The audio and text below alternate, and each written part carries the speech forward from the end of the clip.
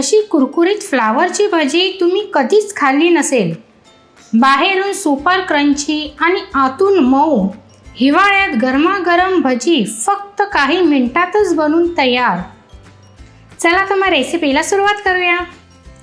इथे आपण फ्लावर घेतलेली आहे। फ्लावरचे आपण मध्यम आकाराचे असे तुकडे करून घ्यायचे आहेत। आता या फ्लावरला आपल्याला इथे जे पाणी गरम आपण केलेलं आहे ह्याच्यामध्ये मीठ घालायचं आणि ही फ्लावर घालायची आणि हिला आपल्याला फक्त 2 मिनिटांसाठी उकळून घ्यायचं आहे। असं केल्यामुळे ह्याच्यातली माती किडे सगळे निघून जातात आणि फ्लावर स्वच्छ होते आणि त्याचबरोबर भजी करताना ती व्यवस्थित शिजतेही। 2 मिनिटांनंतर आपल्याला ही गाळणीमध्ये काढून घ्यायची तिला, म्हणजे फ्लावरमधलं सगळं पाणी निघून जातं आणि ती थंडही होते। भजीचं पीठ बनवण्यासाठी इथे आपल्याला तांदळाचं पीठ लागणार आहे, कॉर्नफ्लॉर, बेसन, लाल मिरची पावडर, हळद, धनेपूड, जिरपूड, चवीप्रमाणे मीठ, थोडीशी कोथिंबीर। आता ह्याला चांगलं मिक्स करून घ्यायचं। आता ही जी फ्लावर आहे ही ह्याच्यामध्ये टाकायची आणि ह्याला ह्याच्यामध्ये चांगलं मिक्स करून घ्यायचं। जी सुक्या पिठामध्ये आपण जी फ्लावर कोट करून घेतलेली आहे ती फ्लावर आता एका डिशमध्ये काढून घ्यायची आहे। आपण सगळी फ्लावर इथे काढून घेतलेली आहे। आता ह्या पिठामध्ये आपल्याला गरम तेल घालायचं आहे, टमॅटो केचप, अद्रक लसूणची पेस्ट। आता ह्याला चांगलं मिक्स करून घ्यायचं।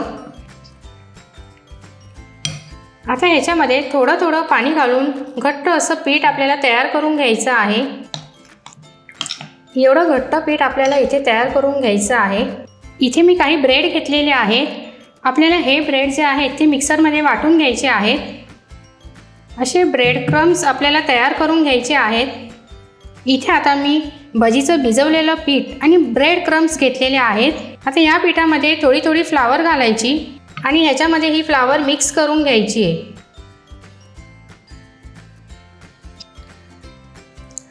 असं फ्लावरचं कोटिंग झालं पाहिजे आणि मग याला ह्या ब्रेड क्रम्समध्ये टाकायचं आहे।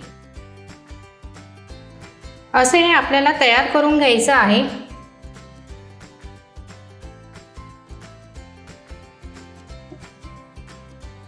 इथे आपले सगळे तयार झालेले आहेत। आता आपल्याला ह्यांना तेलामध्ये फ्राय करून घ्यायचं आहे। इथे तेल आपलं चांगलं गरम झालेलं आहे। आता एक एक फ्लावरचे तुकडे ह्याच्यामध्ये सोडायचे आणि याला आपल्याला लो टू मीडियम फ्लेमवरती फ्राय करून घ्यायचे आहे। असा ब्राऊन कलर येईपर्यंत आपल्याला हे तळून घ्यायचे आहेत। हे बघा, असा कलर येईपर्यंत आपल्याला हे तळून घ्यायचे आहेत। आवाजावरूनच कळत असेल की किती क्रिस्पी झालेले आहेत हे। इथे मस्त सुपर क्रिस्पी फ्लावरची भजी बनून तयार झालेली आहे। ही बाहेरून एकदम क्रिस्पी लागते आणि आतून मस्त सॉफ्ट अशी फ्लावर आपल्याला मिळते आणि हे तुम्ही सॉस किंवा चटणीसोबत खाऊ शकतात। एकदम अप्रतिम लागतं हे खायला। अशी मस्त कुरकुरीत भजी कधी खाल्ली आहे का? तर एकदा नक्की ट्राय करून बघा आणि मला कमेंट्समध्ये कळवा।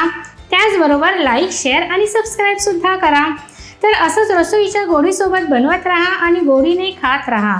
तर पुन्हा भेटूया पुढच्या रेसिपीमध्ये। तोपर्यंत बाय बाय।